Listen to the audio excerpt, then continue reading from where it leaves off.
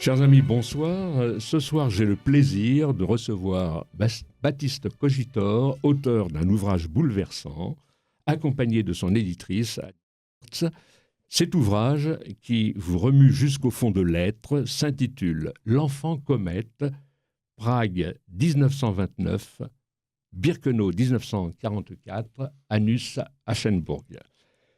On le doit donc à Baptiste Cogitor, qui avait déjà coédité les textes de Anus Aschenburg, poèmes et pièces de théâtre, sous le titre « On a besoin d'un fantôme » avec Claire Auduit, Strasbourg, édition Rodéo Dames, en 2015. Il est aussi le réalisateur du film documentaire consacré donc au même héros, si je puis dire, Anus Aschenburg, Le fantôme de Theresienstadt, en 2019.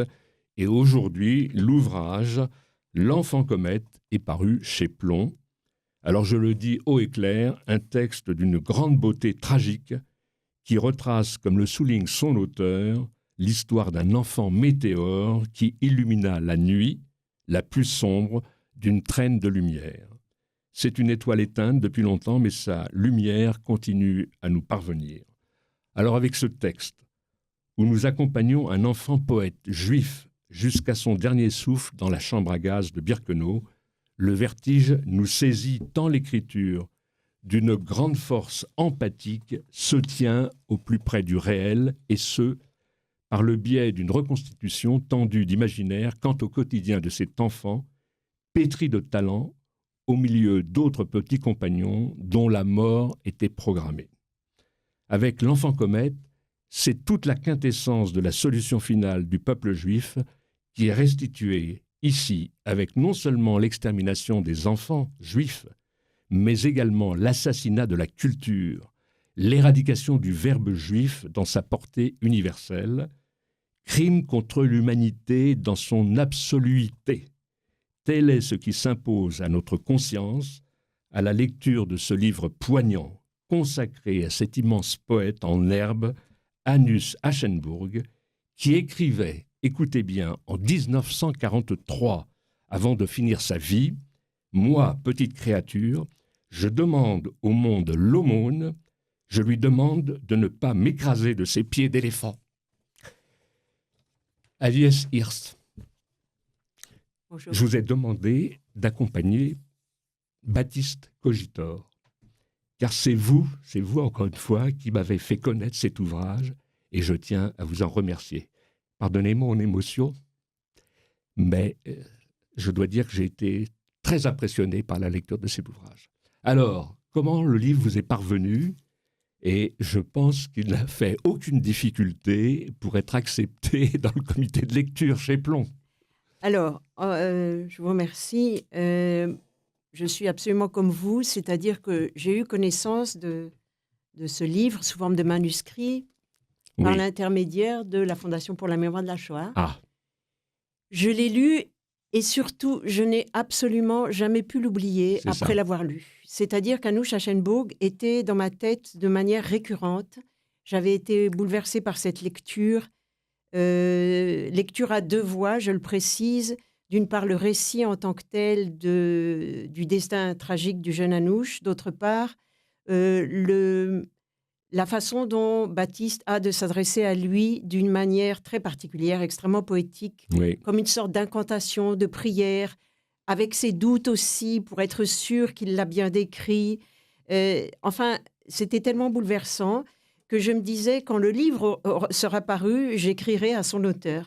Et puis, je ne sais pas, un beau matin, je me suis réveillée en me disant, mais pourquoi attendre plus longtemps ? Il faut le lui dire maintenant. C'est ça. Et je lui ai écrit, je lui ai dit ce que je pensais, et surtout que je ne parvenais pas à oublier ce livre. Et je crois que j'ai bien fait, parce que de cet échange, nous sommes convenus de nous rencontrer et de coéditer le livre, donc avec Rodéo Dames, qui était la structure dans laquelle il devait paraître, et la Maison Plomb. Et nous nous sommes rencontrés et tout a fonctionné très bien et très vite dans ce sens. Très bien. Alors, Baptiste Cogitor, d'abord, bienvenue dans cette émission. C'est la première fois qu'on se rencontre. Alors, évidemment, Agnès vient de le dire, mais quand vous avez reçu donc un avis positif Quelle a été votre réaction? Et surtout, alors, en entrée de cette émission, je pointais le fait que déjà en 2015, il y avait eu une parution.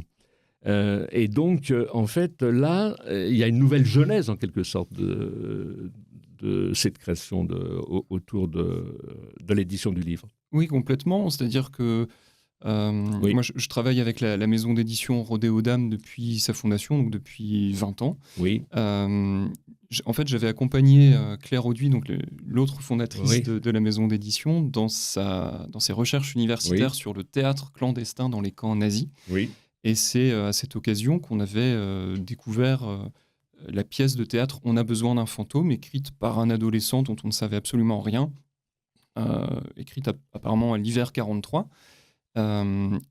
Et Oui. ce manuscrit, en fait, qui lui arrivait vraiment par hasard, dans le hasard des recherches, nous a donné un premier fil rouge qu'on a essayé de tirer le plus loin possible. oui, Et à la recherche de ce jeune auteur, dont on a appris qu'il s'agissait de Hanouch Aschenburg, on a Oui. essayé de retrouver ensemble des survivants qu'il avait connus, qui se souvenaient peut-être de cette pièce de théâtre pour marionnettes lue un soir de l'hiver 43 de Theresienstadt. Mais pour revenir sur le mail d'Agnès, oui, c'est assez troublant parce que moi je m'attendais à continuer ce travail juste avec Rodéo Dames, avec peut-être des lectrices et des lecteurs qui connaissaient déjà l'histoire de Hanouch, peut-être dans un petit tirage un peu confidentiel. Et en fait, Rodéo Dames avait demandé un soutien à la Fondation pour la mémoire de la Shoah. Et oui, c'est comme ça que ça arrive. c'est comme ça que c'est arrivé entre les mains d'Agnès. Entre les mains d'Agnès, qui, évidemment, fait partie C'est ça, de... mais on ne se connaissait pas du tout à ce moment-là, et donc recevoir un mail élogieux et touchant, enfin de voir que l'histoire avait touché. Peut-être juste un mot, Ouais. parce que profitez-en, hein, juste un mot sur Rodéo Dames, parce que je vois, donc, il y a une petite iconographie autour de cette maison d'édition. On dit maison d'édition spécialisée dans les écritures du réel. C'est ça, Rodéo Dames publie des textes, on peut dire, de littérature documentaire. Alors ça va C'est très éclectique. de la poésie au théâtre, en passant par les récits, voire le reportage. Donc voilà, c'est une maison qui a 20 ans maintenant, mais Oui. on n'a pas de distributeur, donc c'est nous qui allons en librairie présenter aux deux diffuseurs les livres. Et donc là, on s'est dit qu'avec plomb, portant cette histoire, on pourrait toucher bien davantage de lecteurs. Et depuis que le livre est sorti, moi j'ai vraiment l'impression d'allumer de petits feux comme ça qui se propagent. Mais vous verrez, ça fera un grand incendie plus tard. J'espère bien. Ça, c'est sûr. Alors, pour donner un peu une idée d'abord, il y a l'ouverture, hein, parce que je trouve que déjà, on pose bien les choses dès le début. Vous dites, assise à une table dans la salle des archives du mémorial de Térezine, Theresienstadt, c'est le même mot, hein. Claire Auduit est à la recherche de pièces écrites par des déportés pour rédiger sa thèse de doctorat portant sur le théâtre clandestin dans les camps nazis, vous l'avez dit. Dehors, il neige sur la petite forteresse, l'ancien bagne du ghetto juif. L'après-midi est déjà bien avancé, le soir tombe doucement comme les flocons. Nous sommes en février 2011. Claire a 26 ans et ne sait rien de la chambrée numéro 1 de Theresienstadt. Elle n'a encore jamais entendu parler de Hanouch Aschenburg. Elle est là uniquement parce qu'elle suit son intuition. Et vous ajoutez, parfois, la méthode universitaire ne suffit pas. Et ce qu'on va découvrir, ce qu'elle va découvrir, Claire, c'est qu'elle découvre un véritable trésor. Elle découvre un trésor qui se présente à elle sous la forme d'une grande boîte à chaussures, une espèce de carton blanc comme ça qui contient 800 pages. C'est ça. En fait, il s'agit d'un journal hebdomadaire tenu par des gosses, des adolescents tchèques, des garçons, dans une chambrée du ghetto entre décembre 42 et septembre 44. Donc 2 années de publication. Il y a les premiers numéros, c'est 3-4 feuilles, 3-4 feuillets un peu mal assemblés, un peu déchirés, tapés à la machine. Ça, c'est assez intéressant. Qui va grossir, bien sûr. Et puis ça va s'étoffer, il va y avoir de plus en plus de dessins. Au bout d'un moment, il n'y a plus d'encre dans la machine, donc il faut continuer à la main. Alors les enfants s'organisent pour raconter ce qu'ils vivent. C'est ça. Et c'est un don spirituel incroyable. Peut-être un mot, Baptiste, sur la particularité de Theresienstadt, quand même. Oui, alors c'est un ghetto qui est assez peu connu du grand public en France. Et que moi-même, dont j'ai découvert l'histoire aussi en travaillant sur Hanouch Aschenburg. C'est un ghetto, mais contrairement à la plupart des ghettos qui étaient une partie des villes dans lesquelles on enfermait les Juifs. Là, c'est vraiment toute la ville elle-même. Alors, il faut imaginer une ville à la Vauban, une ville forteresse comme ça, avec des grands remparts.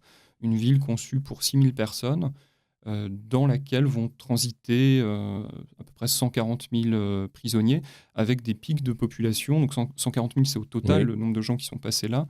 Mais en même temps, on a jusqu'à 60 000 prisonniers.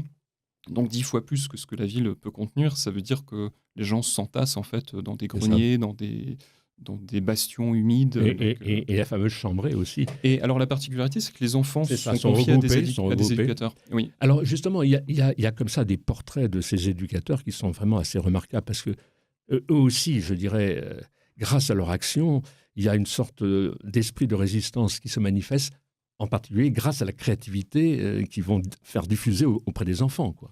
Oui, alors ce sont de jeunes adultes en général, entre 20 et 30 ans, qui vont s'occuper des enfants et des adolescents.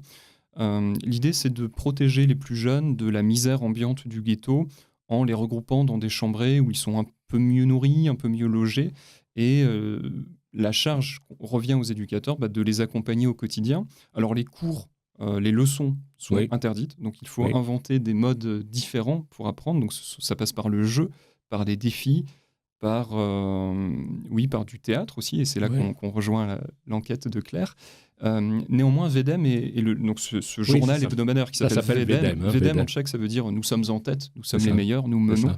C'est ça. Ce qui reflète aussi le côté élitiste de cette chambrée, qui se considère un peu comme les plus forts, à la fois en sport et aussi dans l'écriture, parce qu'il y a beaucoup une sorte d'émulation. Complètement, une vraie émulation. Il y a un concours un peu entre chambrées. Et dans cette chambrée numéro 1, ils sont les plus âgés des garçons tchèques. Et donc on rivalise contre la chambrée 5, contre la chambrée 7 pour avoir le plus de points dans les matchs de foot. Mais on présente aussi l'excellence de la chambrée à travers l'écriture.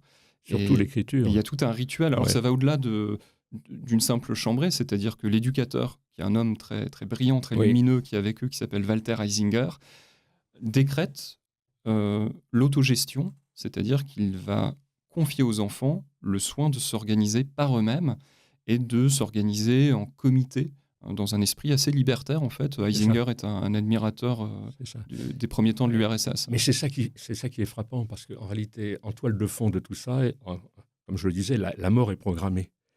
Et au-delà de ça, en réalité, il y a une force créative extraordinaire, parce que même en plus de ce qui va se passer, je dirais, au niveau du capital littéraire, qui va donc se produire au niveau de Vedem, il faut savoir que là, sur le plan, on peut dire, politique, il y a une innovation absolument incroyable. C'est-à-dire, en fait, cette autogestion, c'est vraiment quelque chose de neuf, surtout proposé à des enfants qui vont devenir ministres de ceci ou ministres de cela. En fait, on dit autogestion, mais en fait, ça devient une république. C'est ça, ça devient une république. Une république qui prend le nom d'un ancien internat bolchevique qui s'appelait Shkid, qui était une école autogérée, une espèce d'internat ou d'orphelinat pour enfants des rues.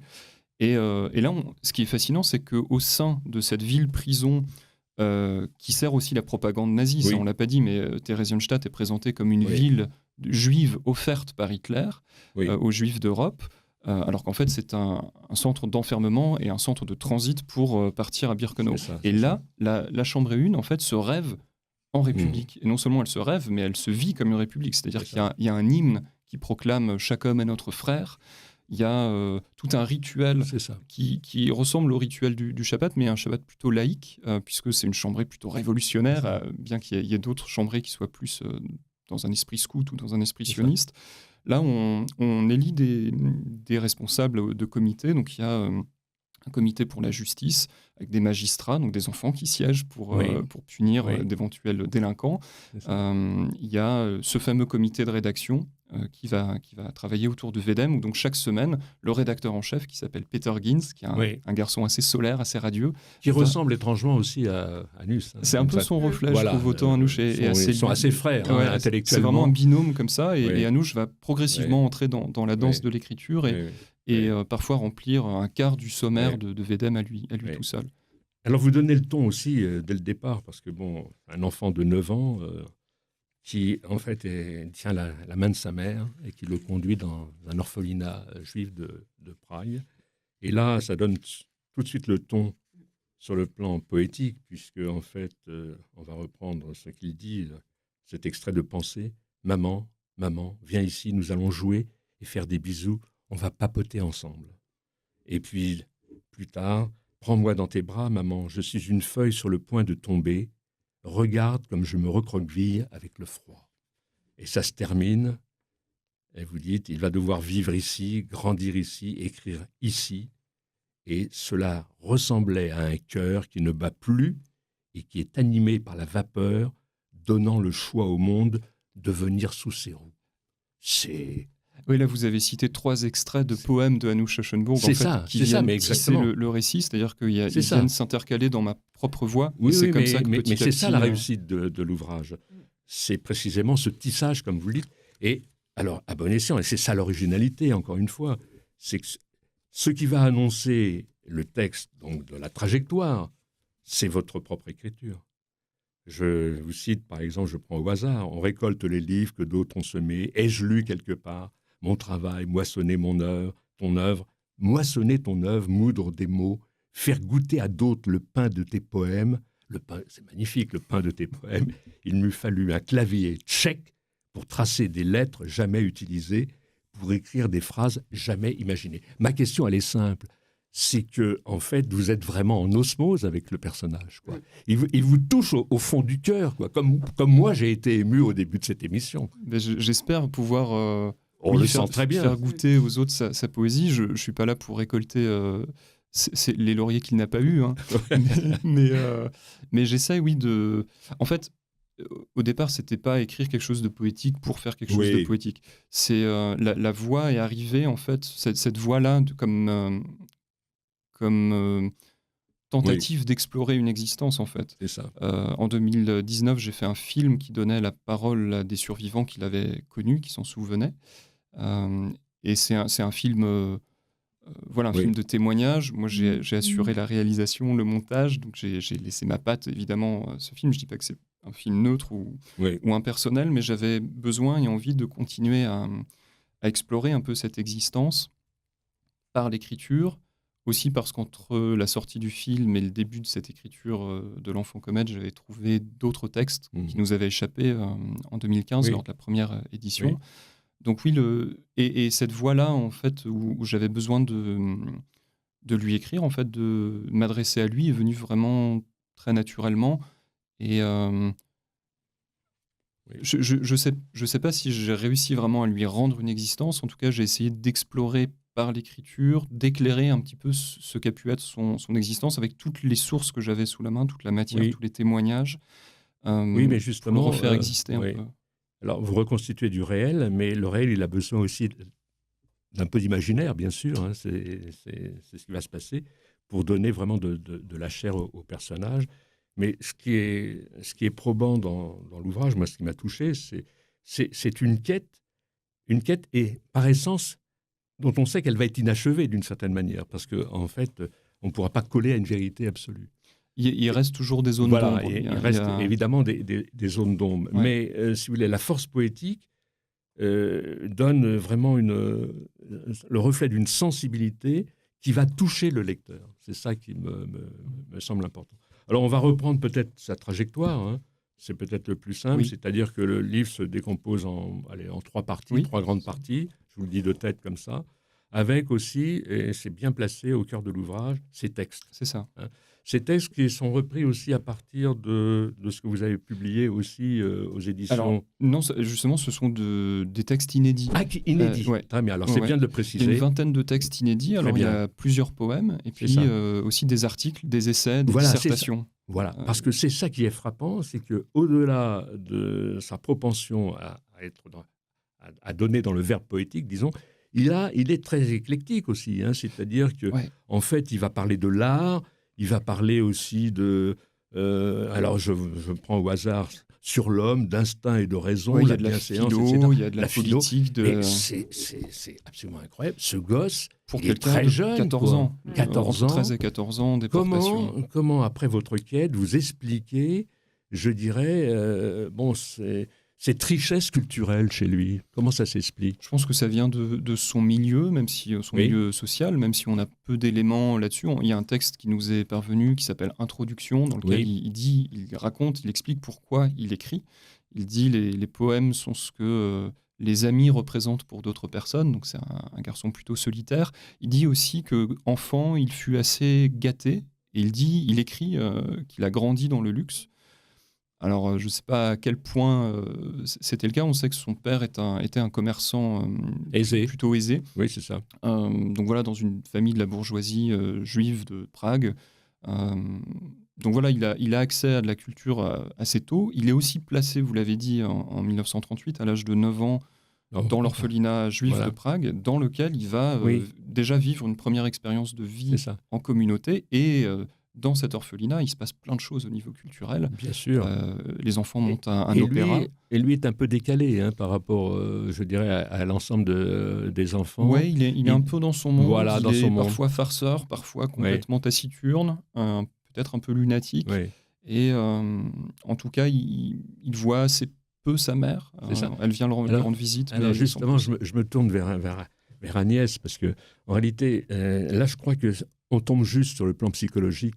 C'est que dans ce bain de souffrance, la relation à sa mère, au fond, il prend une certaine distance. Et on peut le comprendre aussi, parce qu'en réalité, il ne peut pas projeter, je dirais, sur sa mère aussi cette souffrance. Comment vous l'avez perçu, ça, Agnès? Oui, enfin, moi j'étais très bouleversée. Cette première scène déjà d'arriver à l'orphelinat déposée par sa mère. Oui. Je me dis, quand on est mère soi-même, c'est extrêmement violent. Et en même temps, il y a sans doute des raisons sécuritaires par rapport à ça. Ensuite, il prend sa distance et il la prendra jusqu'au bout d'une manière qui reste un peu mystérieuse. Mais peut-être est-ce que c'est pour se protéger lui-même, après tout. Oui. Voilà. Oui, il est plusieurs fois question de sa mère. C'est une des zones d'ombre. On sait qu'elle est déportée avant lui à Theresienstadt. Elle est déportée en juin 1942. Elle lui arrive au ghetto en octobre 1942. Et ils sont sur la même liste de transport pour Auschwitz. Donc, ils montent ensemble. Mais on a très peu de témoignages. Il y a ces phrases que vous avez lues, « Maman, viens ici, nous allons faire des câlins ». Ça, c'est au début. C'est au début. Mais on peut comprendre qu'en fait, il veut se protéger d'une certaine souffrance. Parce qu'il la voit à plusieurs reprises et il préfère dire « Non, je suis orphelin ». Je suis orphelin. Il se présente comme un orphelin. Et il se protège. Comme le dit Agnès, c'est assez troublant. Très certainement. Et la question, c'est ça. Est-ce que, apparemment, sa mère n'est pas un refuge pour lui? Ce qui est vraiment le refuge pour lui, c'est l'écriture. Et petit à petit, très progressivement, la chambrée, les copains, en fait, la République de Schkid. C'est ça. Alors, il y a une autre question qui nous frappe aussi, c'est que, il est dans un bain de souffrance, il n'y a pas d'autre mot que ça. Ça, c'est, je dirais, quelque chose qui, en fait, peut l'emmener du côté du verbe poétique, c'est-à-dire, en fait, quitter cet enfermement au profit, je dirais, d'un imaginaire qui est narré à ce moment-là. Oui, dans une certaine mesure, il écrit du loufoque, du burlesque. Cette pièce de théâtre grotesque parodie en fait le régime nazi, donc il se moque dans son écriture des nazis et de leurs collaborateurs. Hitler devient analphabète, gueule, premier, illuminé par Dieu. Ça, c'est dans sa pièce de théâtre « On a besoin d'un fantôme ». Il fait il y a un petit discours qui nous est parvenu comme ça pour la fin d'année, un peu potache. Et parfois, au contraire, donc il s'évade aussi. Il y a un très beau poème qui s'appelle « Mater » où il dit « Je porte Mater dans mon cœur, elle est pour moi seul ». Il dit « Un jour, je serai libre, lointain et large, et toute Mater sera libre ».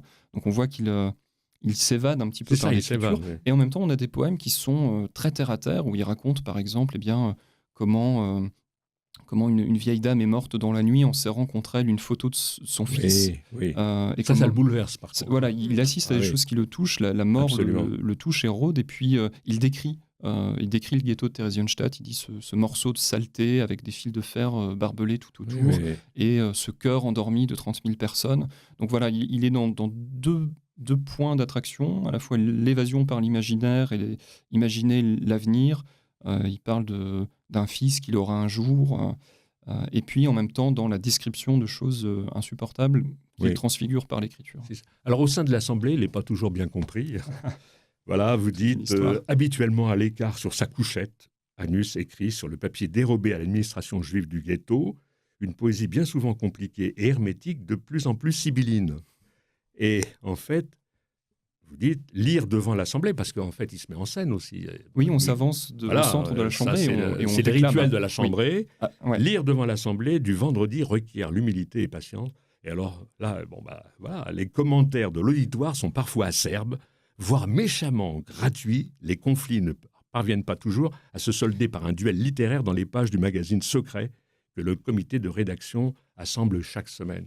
En fait, il est tellement doué, il est tellement talentueux qu'il est peut-être même jalousé. Oui, il y a un article où il dit « Est-ce que la liberté d'expression existe vraiment dans la République de Schkid ?» Et là, il règle ses comptes en disant « Ouais, j'entends bien qu'il y en a qui ricanent quand je m'avance, en disant « Ah, voilà, Schönbourg, le sérieux, qui vient encore nous expliquer la vie. » Et il menace de ne plus écrire. Il dit « Voilà, si ça continue et qu'on se moque d'un travail qui est si important pour moi, eh bien, débrouillez-vous sans moi, je rends mon tablier, je quitte le pont. » Donc c'est pas simple. Ouais. Mais tout à fait. Bon, alors encore une fois, l'intérêt du livre aussi sur un plan historique, parce qu'il faut en parler aussi, c'est que en fait cette exploration au sein donc de Theresienstadt, elle nous montre une facette qu'on ne connaissait pas vraiment, c'est-à-dire en fait la constitution de cette république, la constitution de Wedem avec, je dirais, ce patrimoine littéraire absolument incroyable. C'est vraiment un trésor. Parce que Theresienstadt, c'est vrai que c'est assez méconnu, mais en général, on est resté surtout sur l'opéra de Brondinbar, oui, vous savez. C'est surtout ça qu'on connaissait. Ouais. Mais là, c'est aussi un bijou, je dirais, sur un plan historique. C'est ça votre innovation aussi dans alors, ce qui est fascinant, c'est que Brondinbar, qui est un opéra pour enfants monté avec des enfants 55 fois représentés au ghetto de Theresienstadt, en fait, est né à l'orphelinat juif de Prague pendant qu'Anouch y était. Bien sûr. Et si on regarde bien, en fait, on peut faire une étude comparée entre On a besoin d'un fantôme, donc la pièce la pièce de théâtre anti-nazi écrite par Anouch, et l'argument de Brondinbar qui raconte aussi la défaite d'un tyran qui est ce musicien de rue que les enfants collectivement vont chasser. Donc on voit des influences. On trouve même dans Wedem un petit article qui raconte les coulisses de la création de Brondinbar, à laquelle participent notamment des enfants de la Chambrée 1. Donc il y a tout un réseau de création d'artistes, de gens qui sont déportés ensemble aussi, puisque l'opéra a été créé à l'orphelinat juif, mais les choristes ont été tous déportés au ghetto, puis les musiciens et les auteurs aussi. Donc oui, il y a encore des trésors à explorer. Il y a 800 pages du magazine Wedem, et je pense que ça mériterait une thèse au moins d'histoire, de littérature. C'est d'une richesse incroyable. Voilà, il faudrait que j'apprenne le tchèque et que je m'y mette. Oui, vous avez encore une belle vie devant vous. Alors, on arrive, on l'a dit, Theresienstadt entre octobre 42 et décembre 43. Et en fait, les archives vont attester que certains noms sont rayés, d'autres sont rajoutés, etc. Sur les listes de transport. Voilà, les listes de transport, parce qu'on s'achemine vers, évidemment, la tragédie finale, on peut dire. Et Anus, à Schönbourg, lui, est inscrit sur la liste du convoi DS qui doit quitter le ghetto le 18 décembre 1943. La mère et le fils partent donc ensemble dans le même convoi pour Birkenau. Oui. Elle n'a pas encore 40 ans, la mère. Oui. Et là, on va passer donc à la troisième partie, c'est-à-dire qui comprend son passage malheureusement définitif, on peut dire, à Auschwitz-Birkenau, entre décembre 1943 et juillet 1944. Parce qu'en fait, il est transféré encore une fois à Auschwitz le 18 décembre 1943.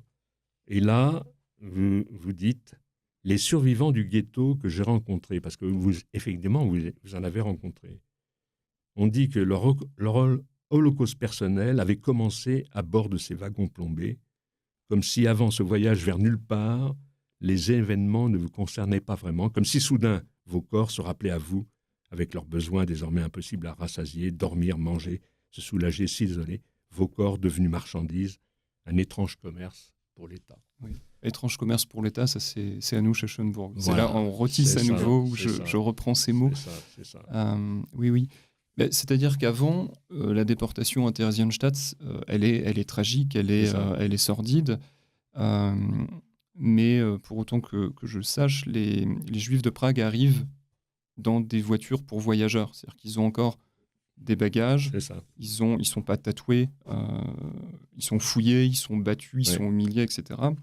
Mais on arrive à maintenir, surtout pour les enfants, qu'on sépare donc des adultes pour les protéger un petit peu, on arrive à maintenir un semblant de normalité, avec vraiment beaucoup de guillemets, mais les enfants peuvent voir leurs parents, peuvent les retrouver même s'ils ne sont pas logés ensemble.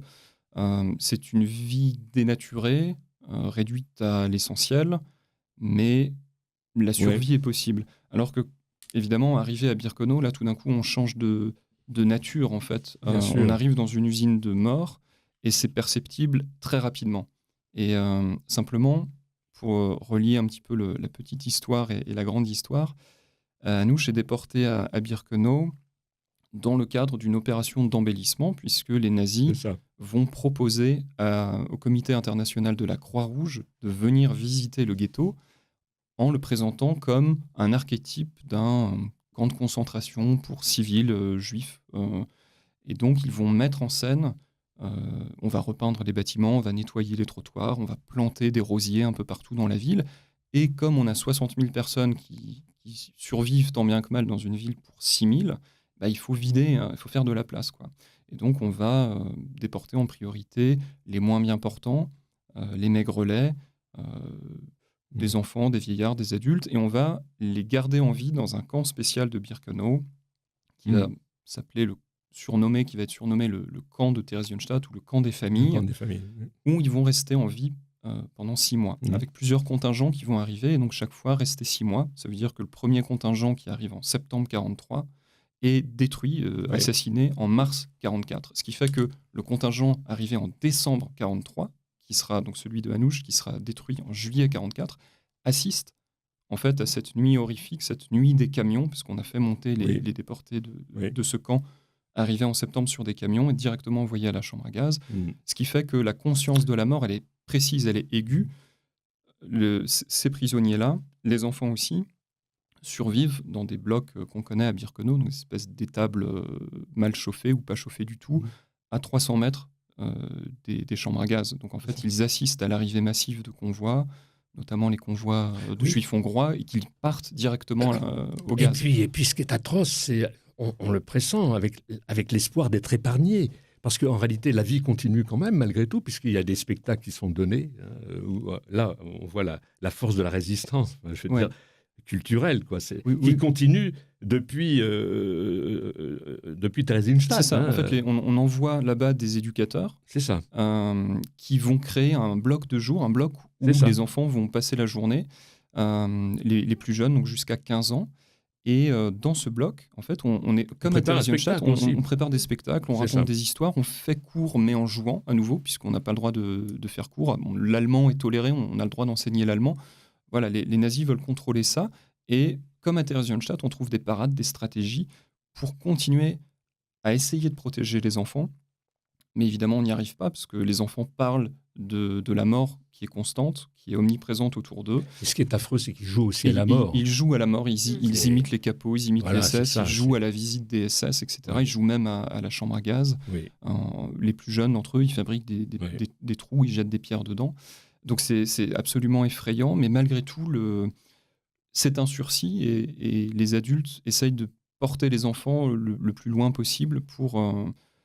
Alors, peut-être pas leur donner espoir, mais c'est-à-dire que l'horreur devient banale, devient naturelle, et donc les enfants s'en emparent aussi, pour aussi s'en tenir à distance par l'humour. Mais c'est vraiment effectivement un miracle. Vous mettez en scène donc un spectacle, c'est-à-dire le Blanche-Neige. Oui, il y a Blanche-Neige à Birkenau. Alors, le personnage de Blanche-Neige est confié à l'amante, c'est-à-dire une jeune détenue du camp des familles, mais qui était la protégée d'un capot qui s'appelle Baume.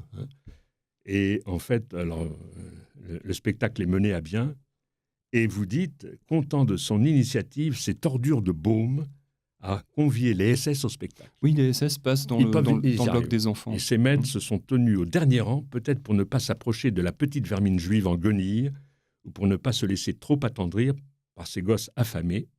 Et quand la représentation a pris fin, certains ont souri et même applaudi ces enfants qu'ils se préparaient à envoyer à la chambre à gaz. Mais ça, c'est vrai, quoi. Ça, c'est vrai. Ouais. C'est complètement vrai, parce que c'est je dirais, la perversité nazie à ce moment-là, qui est vraiment mise en scène dans cette scène-là, quoi. C'est ça, c'est-à-dire que le bloc des enfants à l'intérieur de ce camp spécial du camp des familles, donc le Kinderblock, devient pour les SS une espèce de petit, comment on pourrait dire, de vivarium, de petits dioramas, c'est-à-dire qu'ils viennent un peu de temps en temps en visite, regarder les spectacles, écouter les petites chansons, faire leur visite de contrôle aussi. Et c'est assez stupéfiant, mais ça laisse quand même pas une liberté, mais un petit jeu, une petite marge de manœuvre dans laquelle les adultes vont s'engouffrer pour continuer à apprendre à écrire aux enfants. Donc on va racler des espèces d'échardes qu'on va noircir comme ça pour les faire charbonner, pour avoir une espèce de crayon et continuer à écrire. Aucun texte du Kinderblock n'est parvenu jusqu'à nous, mais il y a une rumeur qui dit que Anouch continue d'écrire ou de composer mentalement des poèmes, et notamment un poème qui s'appelle Gong, et qui ferait référence à l'appel du matin quand les nazis et les capots décomptaient les détenus. Mais c'est une rumeur, et j'espère qu'un jour, peut-être des fouilles dans le Kinderblock feront ressurgir des textes. Si vous permettez, j'aimerais bien vous lire, parce que là, je dirais que tout est dit, mais en même temps, je dirais, il y a votre contrepoint qui est très très important aussi. Vous dites, aujourd'hui est un jour important. Nous sommes le 6 juillet 1944 et Hanus Aschenburg va bientôt connaître son destin, demeurer un temps encore sur la planète Birkenau ou devoir y mourir. Il sait déjà au fond de lui ce que le sort lui réserve. Mais quelque chose résiste à cette idée. Sa vie ressemble à un tas de cendres après une flamme. Il sait bien qu'il va disparaître. À Birkenau, il ne se satisfait pas aux critères que remplissent les détenus jugés en un clin d'œil aptes au travail. Hanus est trop petit, trop pâle, trop maigre, trop mal fichu, trop affamé aussi. Il connaît la règle et sait à présent conjuguer tous les temps de la guerre. Pour lui, le futur n'en fait pas partie. Le 12 juillet 1944, il aura 15 ans. Et là, on vous donne la parole, parce que je dirais que c'est ça le contrepoint. Tu es là, j'essaye de te trouver dans la foule du Kinderblock, je ne te vois pas. Ici, tout prend la forme de l'ombre, et je m'y enfonce, espérant t'apercevoir encore et marcher avec toi, te tenir par la main jusqu'à la fin, comme un petit frère. Mais je n'y arrive pas. Personne ne témoigne à la place du témoin, a écrit Paul Celan, bien après ta mort. Tu sais, on me demande souvent pourquoi, depuis si longtemps, je m'intéresse à l'ombre. Je te dis que je ne sais pas. Il paraît qu'on porte tous en nous des particules d'étoiles.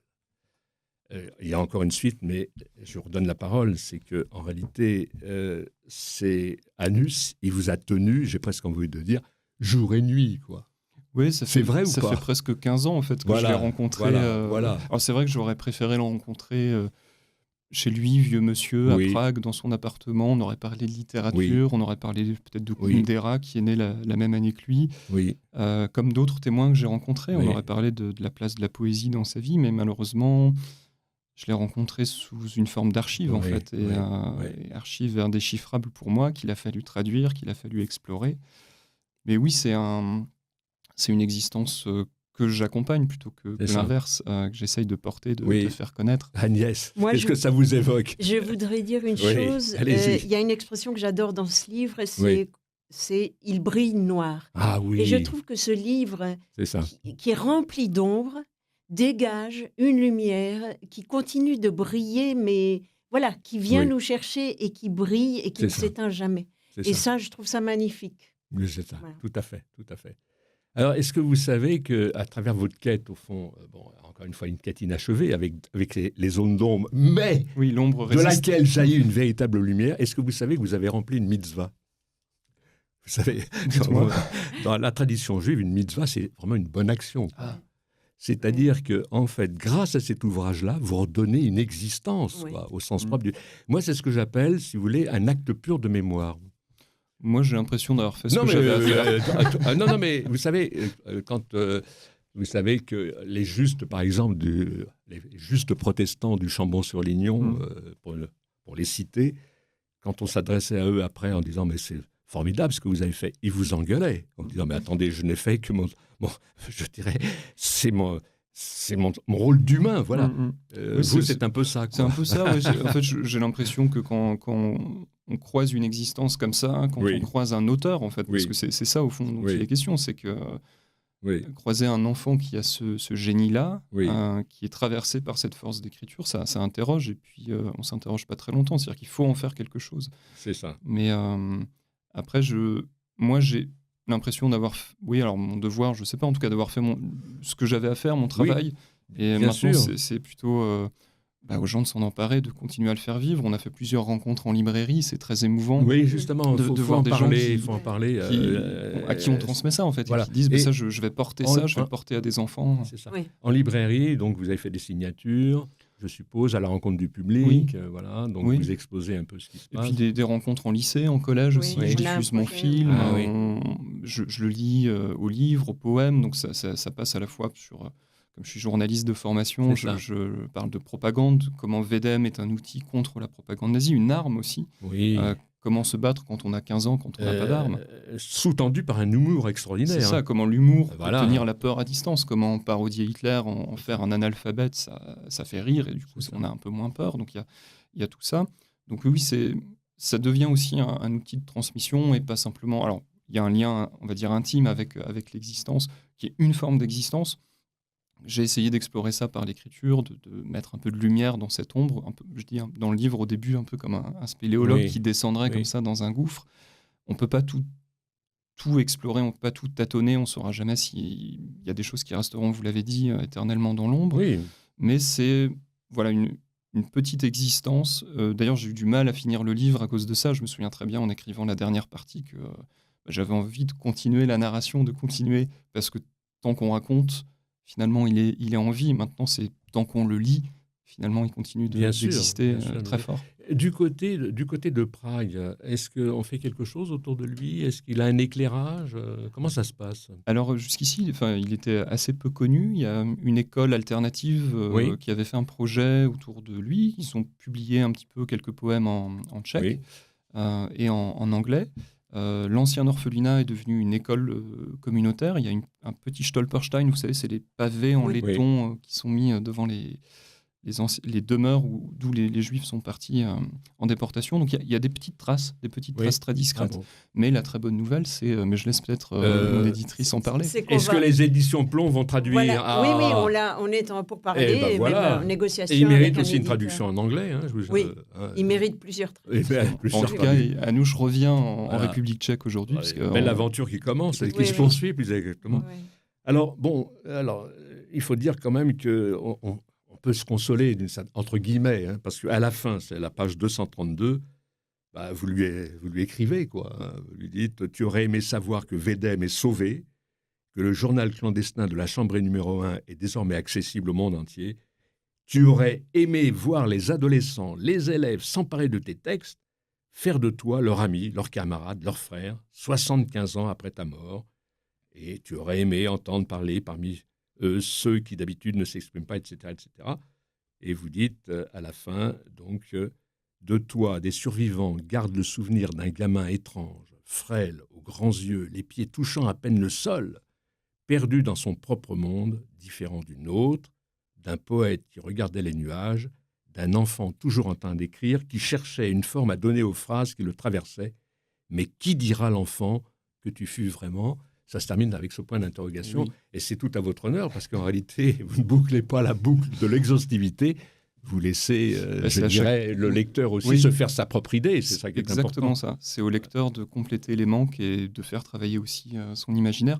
Mais juste, je veux revenir sur, c'est pas des phrases ou du style de dire, voilà, des enfants, d'autres adolescents deviennent ton frère, etc. Ça s'est vraiment passé avec Claire Auduit. On a accompagné des élèves qui ont joué sa pièce de théâtre. On a besoin d'un fantôme. Ils ont demandé à la jouer. Ils l'ont d'abord joué en projet de classe à Strasbourg. Puis après, ils ont dit, mais ça suffit pas. Il faut pas seulement jouer devant les camarades, il faut jouer devant le grand public. Donc, on a fait des représentations publiques. Puis après, ils ont dit, on nous a proposé de partir je crois que c'était à Londres, en voyage scolaire, mais Londres nous intéresse moins que Thérésine. Et donc, ils ont joué la pièce où elle a été écrite. Et moi, je les ai accompagnés. J'ai fait un petit film là-dessus pour garder une trace de ça. Et en fait, il nous disait, Anouche fait partie de la classe. C'est une classe de lycéens, de seconde, qui sont restés ensemble en première. Ça, il dit, voilà, on n'est pas 35, en fait, on est 36. Oui. Il y a Anouche avec Alors nous. moi, je vous propose quelque chose. L'idée me vient. C'est qu'on se reverra, mais venez accompagner d'une enseignante, par exemple, et 1 ou 2 élèves. On fait quelque chose pour savoir leur ressentiment, leur sentiment plus exactement, après, je dirais, cette immersion autour de l'œuvre de Hanus Aschenburg. Très volontiers, c'est comme une invitation. Non, mais vraiment, ça m'intéresserait beaucoup de le faire, parce qu'on aura aussi, je dirais, le témoignage, le témoignage de ces enfants. Alors, il nous reste 5 minutes. Je vous convie à un exercice un peu particulier, complètement improvisé. C'est que vous êtes venu avec cet ouvrage, donc on a besoin d'un fantôme, et je vous propose de nous lire un poème d'Anus à n'importe quelle page, vous l'ouvrez, et on voudrait lui rendre hommage en restituant sa parole à travers ce poème pour terminer notre émission. Alors, j'ouvre sur le poème Mater, qui est un des poèmes préférés de ce recueil. Voilà, allez-y. Je vais essayer de lui faire honneur, je ne suis pas comédien. Mater. Je porte Mater dans mon cœur. Elle est pour moi seul. Tissé par la beauté des fils, le rêve permanent est éternel. Je l'embrasse et la cajole et passe beaucoup de temps avec elle. Cette terre n'est pas dans ce monde, et pourtant elle est partout en nous. Cette terre est au paradis, dans les étoiles, où il y a une nation oiseau. Aujourd'hui je la vois dans mon âme, et je pourrais pleurer de solitude. Un jour je devrais voler vers les hauteurs, libéré des liens de mon corps. Je serai libre, lointain et large, et toute ma terre sera libre. Aujourd'hui elle est petite. Un grain de rêve forme son isolement. Elle se montre à travers cet endroit lors des jours mélancoliques empilés par les fureurs de la guerre. Un jour, j'entrerai dans ma terre et serai joint à ma terre natale. Là est ma terre, là est votre terre, où il n'y a pas de moi et pas de souffrance. Écoutez, on est sous le charme, quoi. Hein, on ne peut pas dire autrement. Un dernier mot, Agnès. Moi, je souhaite que, un peu comme les toiles de Charlotte Salomon touchent et n'en finissent pas de toucher les jeunes générations, je voudrais que l'œuvre d'Anoush Aschenburg touche le plus grand nombre d'adolescents possible, parce que je pense qu'ils peuvent se projeter et ils peuvent porter son œuvre et la faire connaître au plus grand nombre.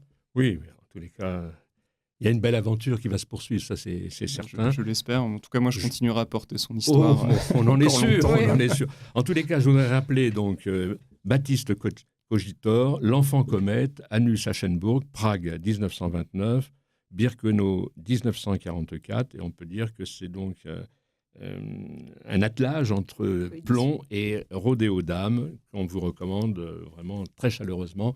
Merci Baptiste Cogitor, merci Agnès Hirt. Chers amis, à mercredi prochain.